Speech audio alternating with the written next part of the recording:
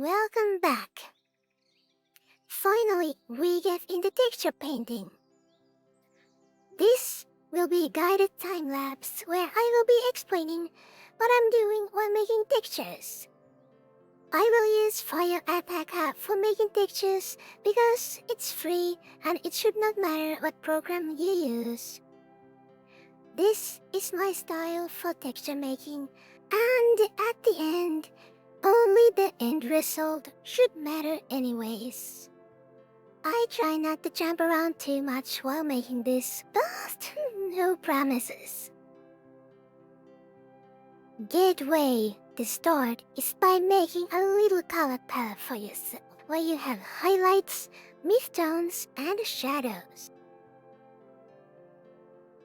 Then I will be checking face texture boundaries with shadow colors.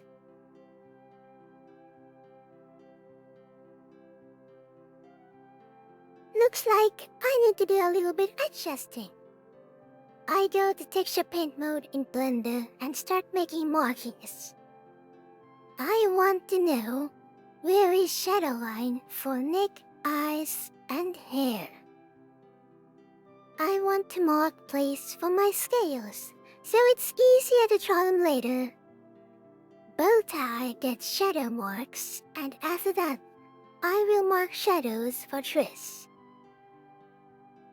Basically, I am just marking shadows and a little bit of highlights. These will be my guidelines when I move back and forth between FireAlpaca and Blender. When everything is marked, I can start to draw shadows based on these markings.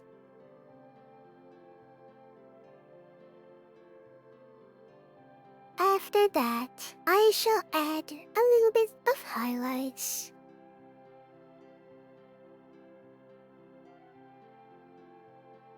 I drew a couple of scales for face, ears, and back of the head.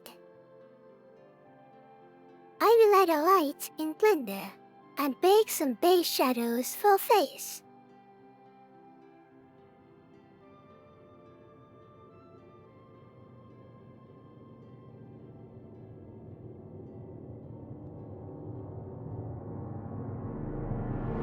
After baking lights, I take the image to FireAlpaca and blur it like there is no tomorrow. I am looking through blending options to get nice shadow color. I end up adding gradation map to my baked image with shadows, midtones, and highlight colors. Cheeks need a little bit of blurring and placement adjusting.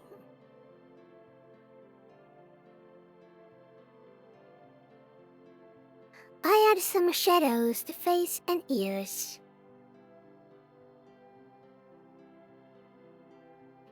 Scales did not show up well enough, so I add more highlights. Speaking of scales, I draw quickly some brushes to make my life easier. I cleaned up snaky hairs and added scales with my new brush. I used bucket tool to add some highlights and shadows.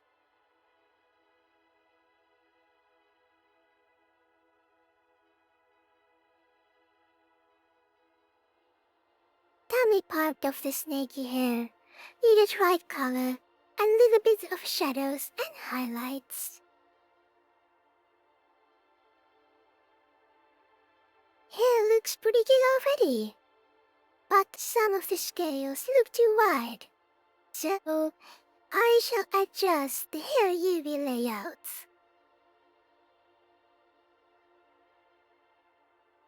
Snaky snake gets some real scales now. I added some highlights and cleaned up my brushwork a little. UV layout of snaky snake needed a little adjusting. Hair scales needed more highlight, and I ended up making lines of the scales darker. After shadows, I cleaned up scales a little bit more.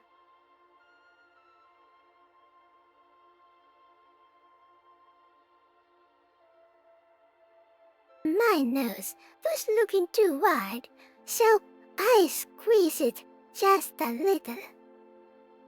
I chose some scales and filled them from dark to light with bucket tool. While I was drawing highlights, I thought there has to be a faster way to do this. So, I copied scales from face to back of the head. This was still not fast and easy enough for me.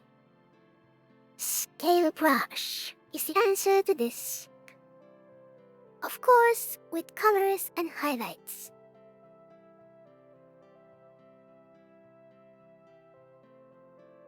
It was really easy to fill the whole area with this brush.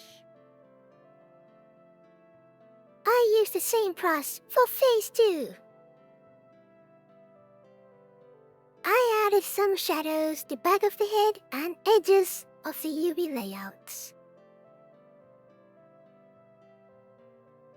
Small fixing the UV layouts were needed here, and I tried to get rid of the stretching. Here, I blend transition between the ears and face texture.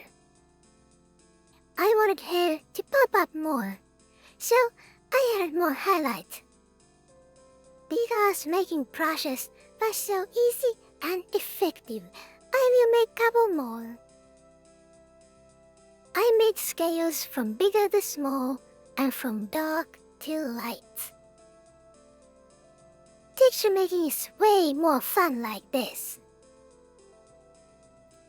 Neck texture did not have its own spot on canvas, so I needed to improvise a little to get the transition smooth enough.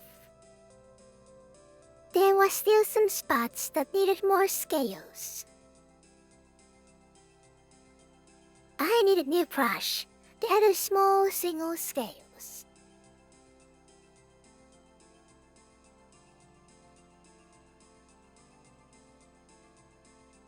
Hair is still not good enough.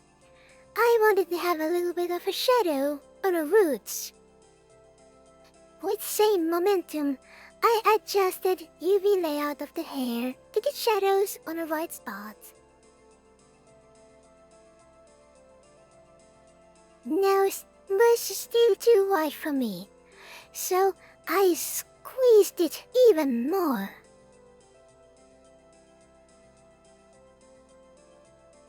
Now that I had all of the nice scale brushes, I could use them on the snaky lips. I adjusted UVs here too. Snaky Snake needed some eyes on the backside.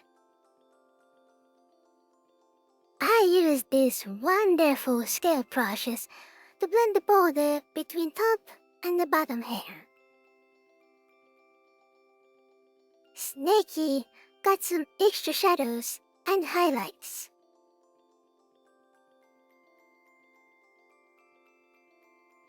Basically, I just blurred most of the shadows on the dress and adjusted UVs a little. At this point, I had no idea how to make both sides look nice and clear. I fixed little things here and there. Edging is the answer for dress shadows and highlights. I added gradient map with dress shadows, midtones, and highlights. It was easier and faster to bake some lights to texture than figuring them out manually. Armpits and shadows was hard to blend in on this dress, so I ended up making textures to ears instead. Transition between neck and head needed some figuring out too. I would probably do this a little bit differently in the future, but I was already committed to this one. I made gradient for eyelids, and then I made radial gradient for buttons. After that, I made a small fix for pockets.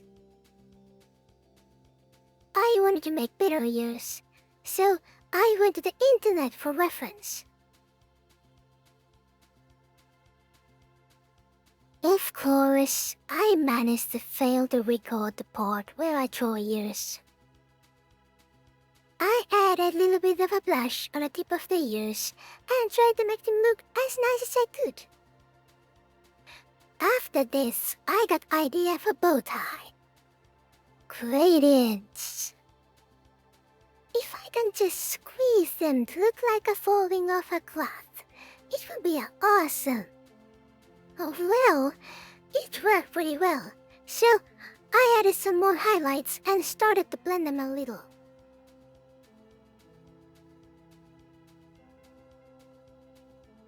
Body mesh was pretty low on my importance list, but hands needed still some details.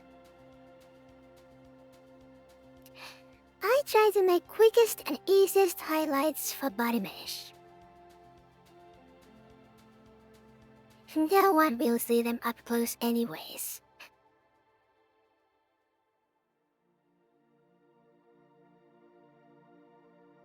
I marked some highlights and shadows for Snakey Snake.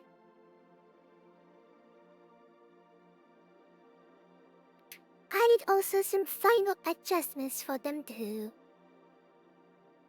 Fresh seams were hard to blend in FireAlpaca, so I tried to use Blender's texture paint tools for blending. I was not expecting it to work this well. It worked like a charm. Then I just copy-pasted dress part to my main project file. Well, inside of the mouth can't look like this, so I had to draw it. This might be a little overkill for a texture you will probably never ever see this much. But I wanted my texture to look as good as I could make them. Then some little fixes before I move on the last part of the textures, that is teeth. I have no idea how to make cute teeth, so I made basic monster teeth instead. I was using noise and sand filters with some motion blur to get some texture for teeth. After adjusting UV layout, I added some highlights for fangs. Legs were missing a shadow, so gradients for rescue. Stripes of a dress needed some shadows too. I almost forgot the tongue. I just used the mouth texture for it. If I really want, I can make some textures for it later. This so-called anime eyelid shadow needed to be in the right spot. Snake hair also needed last polishing. Moral of the story was, make better brushes next time. Then, let's take a closer look of the end results.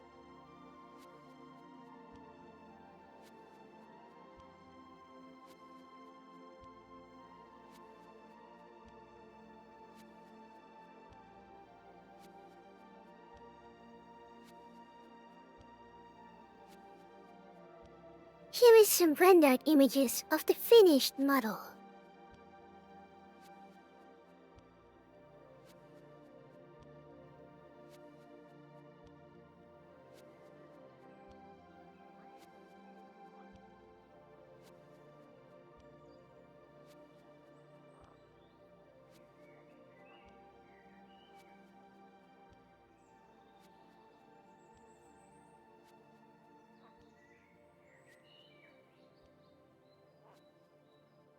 I hope you enjoyed this video as much as I did.